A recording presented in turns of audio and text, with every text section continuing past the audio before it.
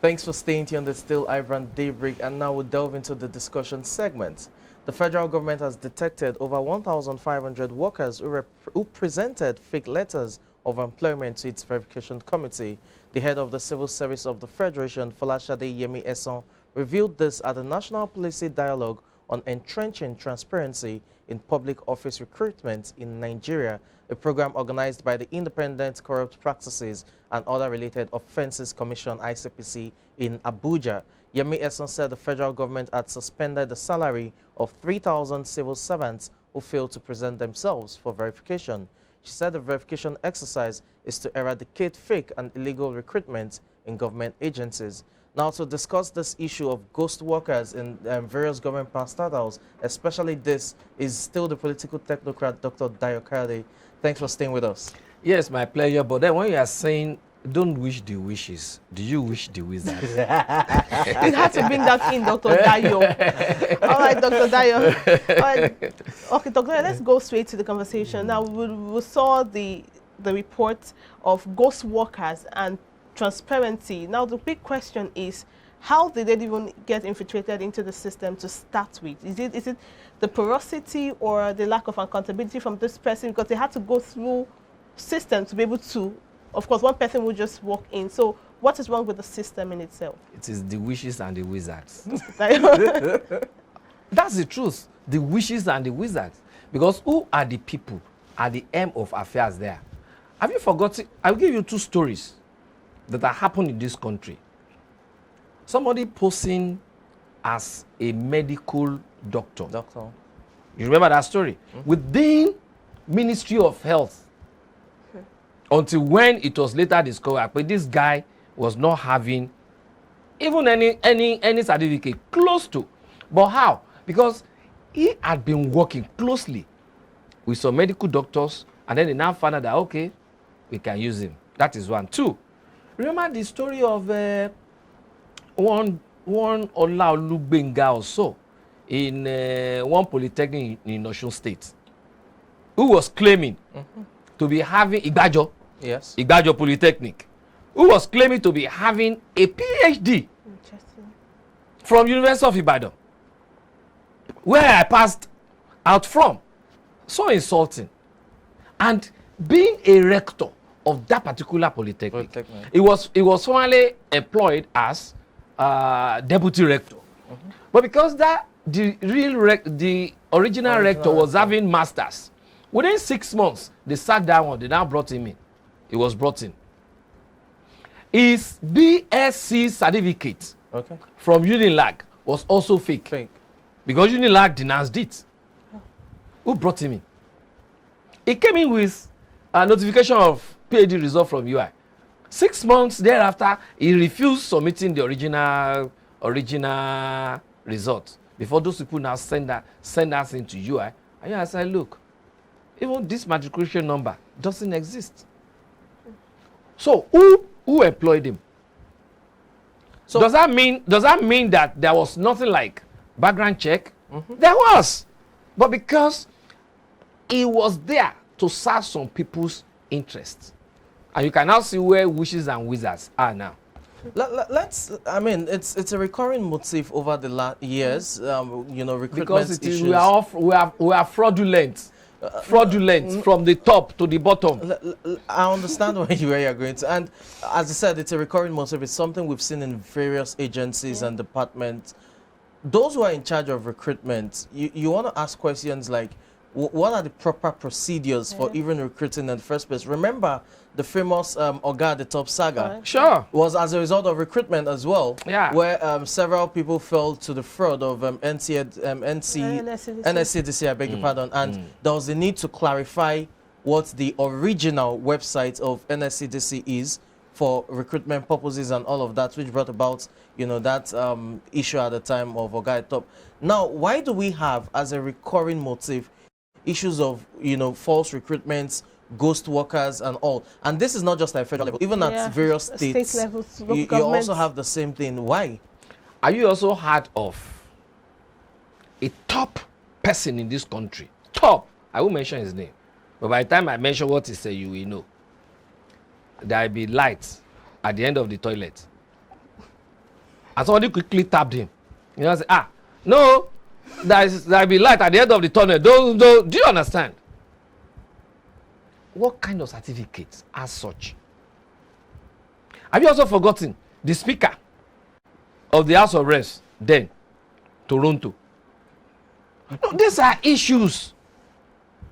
So that means to a very large extent, those in positions of authority brings in people that will serve their interest at various strata of the organization. Go to our houses of assembly. Even National Assembly, go there. There are a lot of them in that National Assembly that cannot come out and say a single word. Why? Because they cannot express themselves. But they are there because they are serving some people's interest, which is not supposed to be. You know, this is multifaceted, really, because you have those who are recruited but do not have the necessary credentials to even those, sorry, sir, even those that are recruiting, do they have the necessary credentials to occupy the position? To occupy that position of recruiter? I would even delve there. There's the place of recruiting those who are not even, you know, as I said, capable or worthy of occupying the position based on credentials or certification. There's also the place of not recruiting at all and just having names all up in the air. And these are people that you can't even verify as working in one department or the other in terms of ghost workers, completely ghost workers. So let's look at it from those two angles. One, the issue of just submitting names to fill in positions without actual human beings being in those offices. That's one.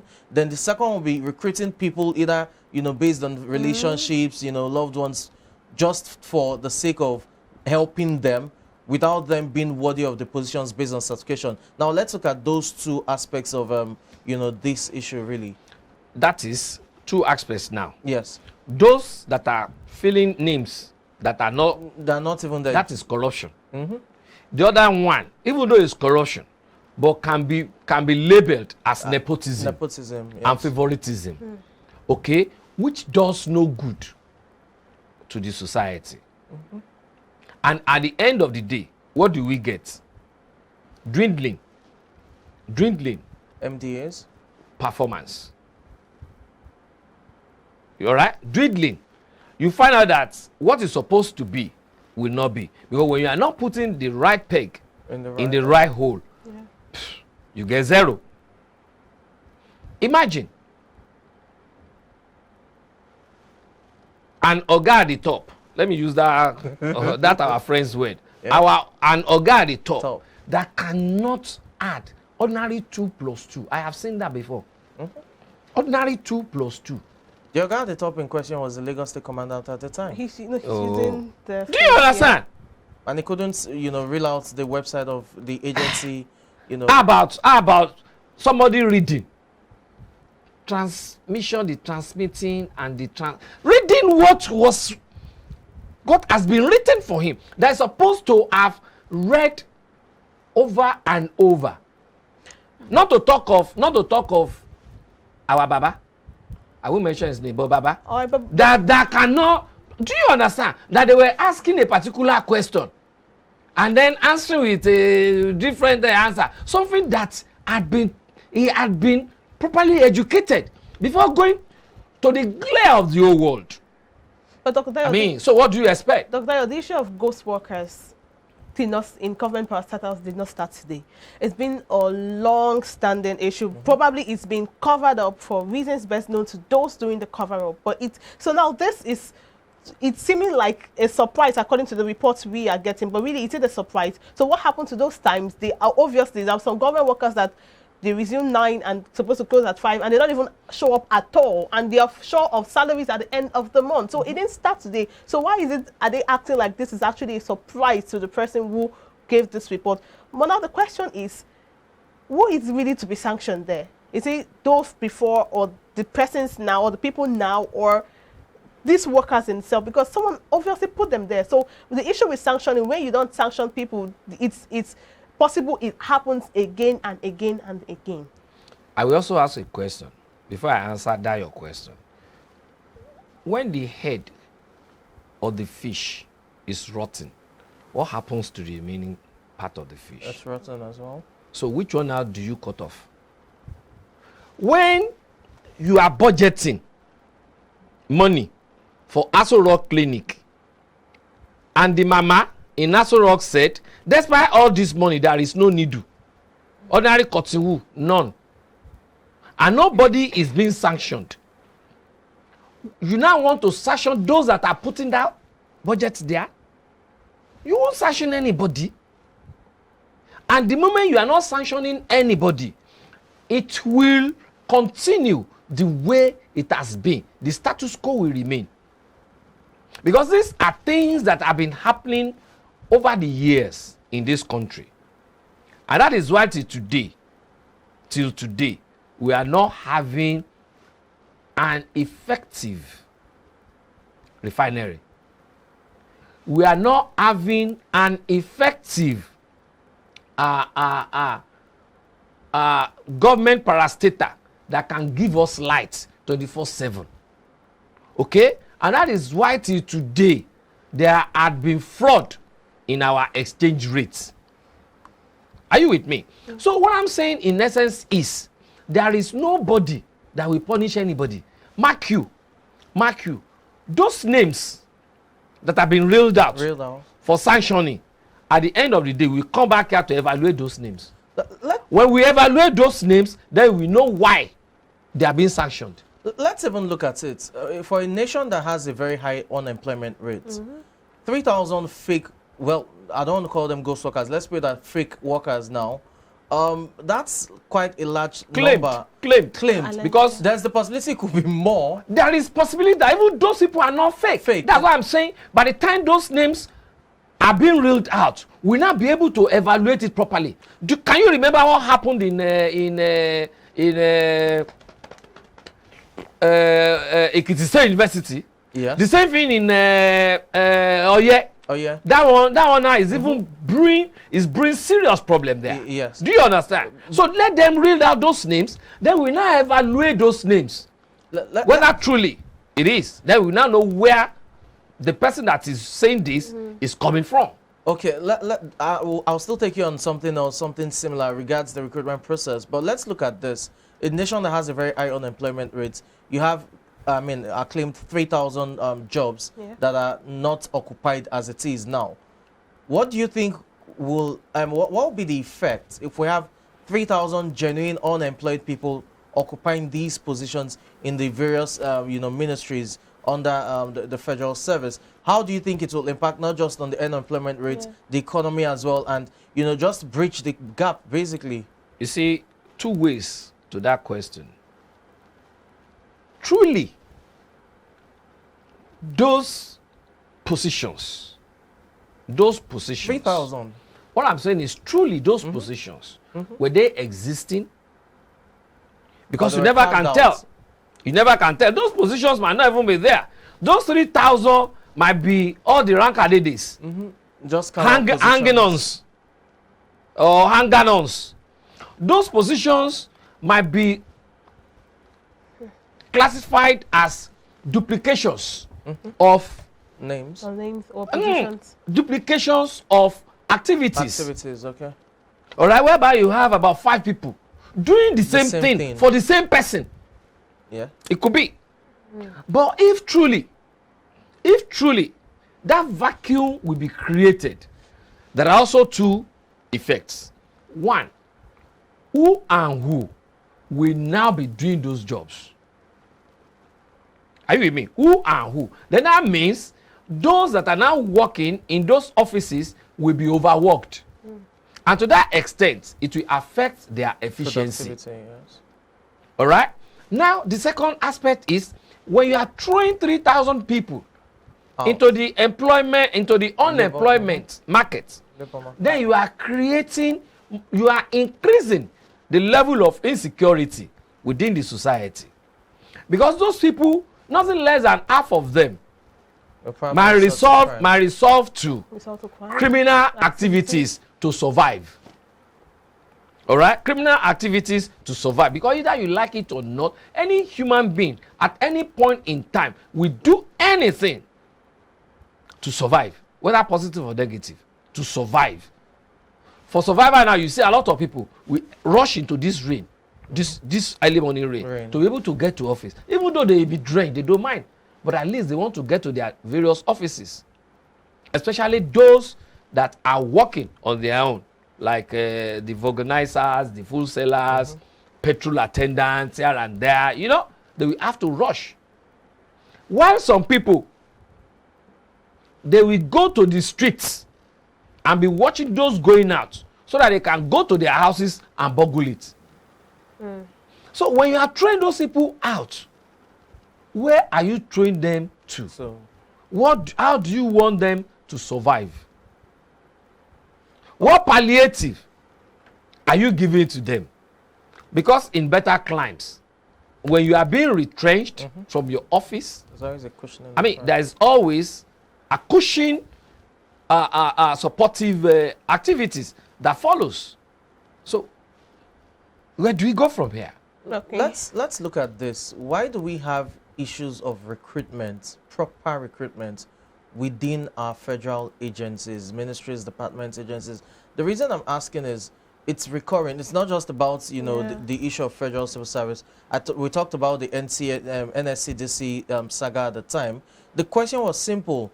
Okay, what is the original website? So that even the Nigerian customs.